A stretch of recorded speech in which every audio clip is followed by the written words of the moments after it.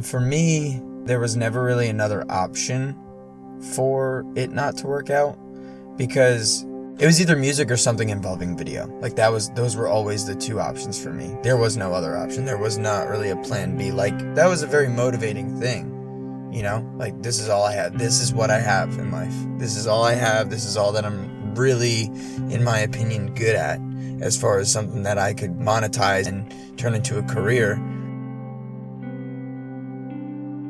For me, it's just something that I've always done. I've always done video, but being in bands and playing in bands, you realize that, like, you pay for that stuff.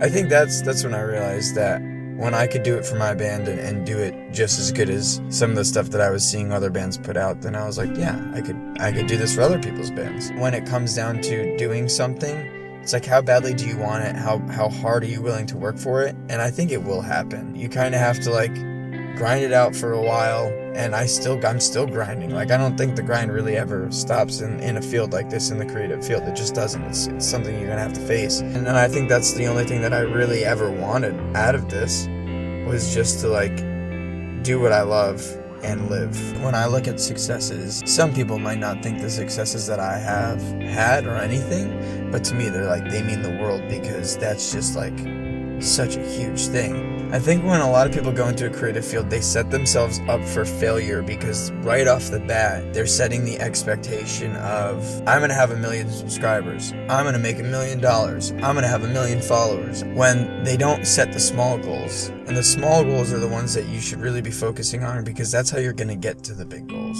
I'm all for, like, setting big goals and being a dreamer, but I think that you should set realistic goals along the way. Like, aim high, definitely shoot high, like, shoot for the stars, aim for the stars, but also, while doing that, like look at what is right in front of you at that point in time.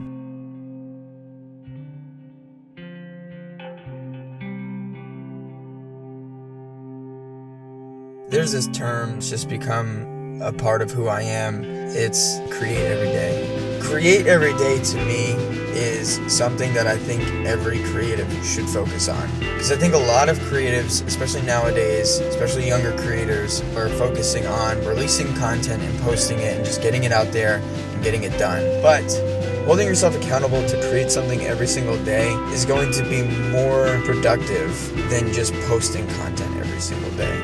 There's that term, done is better than perfect, which I love. I think it's thrown around too much, and I think that people aren't really looking at how close to perfect is your done, right? Like, what does your done look like? Don't set your done as a standard of, it's kind of done and, like, I just need to post it. Release something when you feel like, this is my done, this is as close to perfect as I'm gonna get. Don't just post it because you need to post it. If you're trying to learn how to become a better filmmaker or a photographer or a graphic designer or whatever you're doing, just focus on creating every day and stop focusing on posting.